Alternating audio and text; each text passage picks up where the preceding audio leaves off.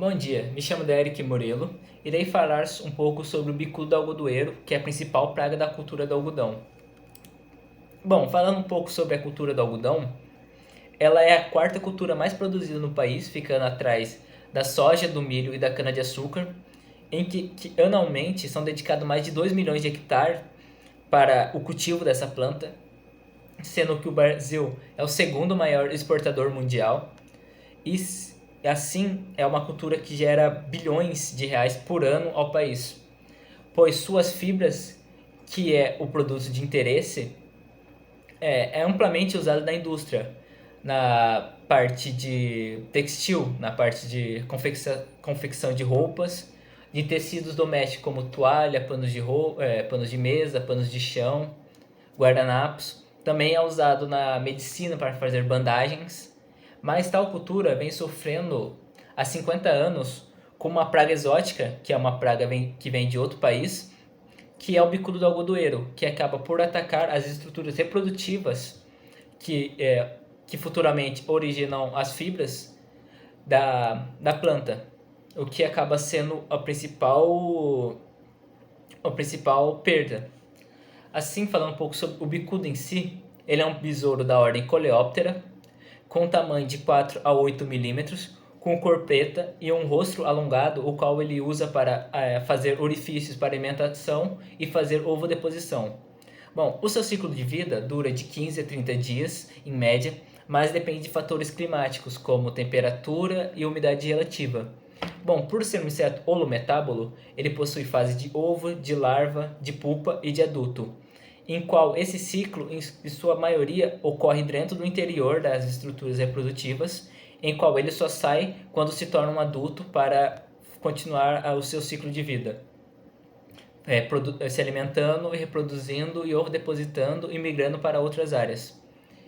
A sua incidência ocorre de 40 a 90 dias após a semeadura do algodão, pois coincide com a época reprodutiva da planta, onde que vai ter as estruturas que ele tem interesse, que são os botões florais e as maçãs. Bom, a sua reprodução, por depender da temperatura, pode ocorrer de 3 a 6 gerações por safra, e é um inseto com uma alta capacidade biológica, ou seja, dois insetos a partir deles conseguem infestar uma grande área, pois geram muitos descendentes. E as fêmeas conseguem depositar mais de 200 ovos por vez. Bom, falando um pouco sobre o seu comportamento, a sua alimentação ocorre dos adultos através do seu rosto, em que ele faz um orifício para se alimentar dos botões florais e das maçãs. E suas larvas se alimentam dos tecidos internos desses botões florais, o que acaba danificando as fibras futuramente. Bom, a sua deposição também ocorre através de orifícios feitos nos botões florais, e que as fêmeas fazem a deposição dentro dessa estrutura. E é mais intenso quanto mais estrutura tem. Se tem mais estrutura, vai ter mais ovodeposição dentro delas. Bom, a sua movimentação, os adultos são muito móveis. Eles conseguem voar, percorrer altas distâncias voando, de uma forma que conseguem chegar em outras áreas vizinhas, e colonizar essas novas áreas. A sua atividade ocorre principalmente durante o dia, em temperaturas mais amenas, ou seja, no início do dia ou final da tarde. Quando a cultura chega no fim do ciclo, costuma ocorrer a sua migração para outros tipos de planta, outras plantas hospedeiras, ou os adultos entram em diapausa. Bom, como dito anteriormente, é uma praga que foi introduzida no Brasil em 1980 e que, se não controlada, pode causar mais de 70% de perda das suas fibras, da sua produção. E quando chegou, teve um grande aumento no uso de defensivos químicos usados, o que acabou danificando muitas vezes a própria cultura e gerando alto custo para comprar esses defensivos. E quando essa praga incide em regiões de alta produção, como Mato Grosso, Bahia e Goiás, acabam tendo mais perdas produtivas e econômicas. Bom, entre seus danos, podemos citar o seu dano de alimentação e também o seu dano de ovodeposição, pois a partir da sua alimentação ou ovodeposição acabam gerando esses orifícios nas estruturas reprodutivas, o que acabam gerando danos e consequências futuras, como queda do fruto ou tamanho reduzido. E quando as larvas estão dentro das maçãs, elas costumam consumir a sua fibra, o que acabam gerando danos, que acaba fazendo com que essas maçãs apodreçam e eventualmente caiam. Tal dano é conhecido como carimã.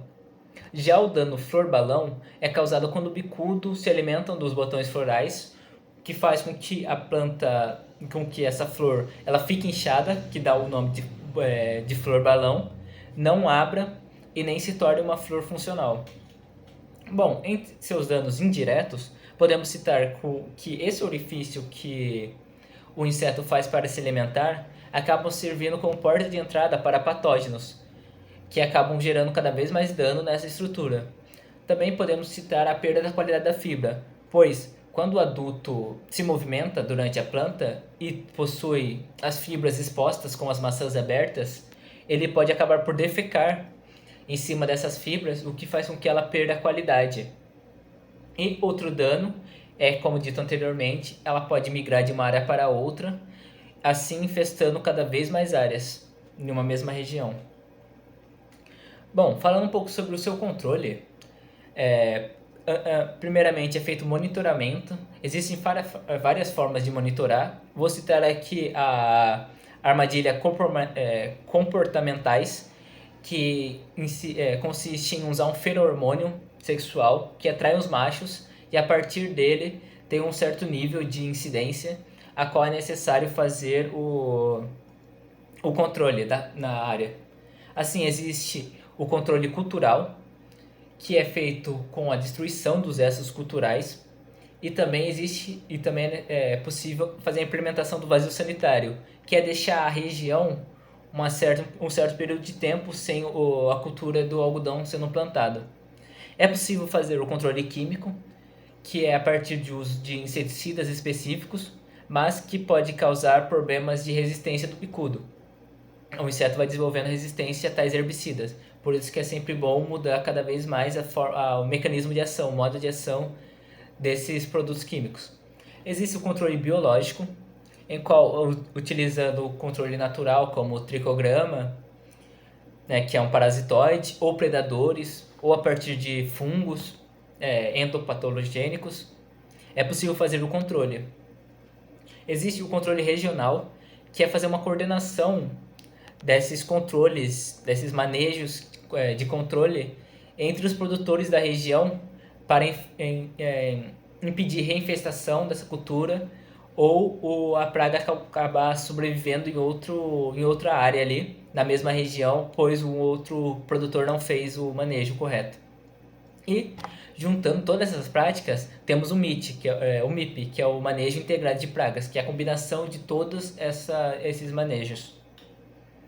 Bom, a partir disso podemos chegar às considerações finais, em que é uma praga de alta relevância, sendo a principal do algodão, pois danifica as fibras e as estruturas que vão gerar as fibras, que é o grande objetivo de plantar essa cultura. Bom, é uma praga que tem uma alta incidência em um ciclo de vida curto, o que acaba aumentando cada vez mais esses danos. Tais danos que são indiretos e indiretos, ou seja, vai dar dano no exato momento ou danos a partir de outras maneiras. E também a sua necessidade de fazer um controle eficaz de maneira eficiente e feito na época certa, para coincidir com quando a praga está lá ou antes, para evitar que a praga chegue até lá. Bom, obrigado pela atenção. Essa foi minha apresentação sobre o bicudo do algodoeiro na cultura do algodão.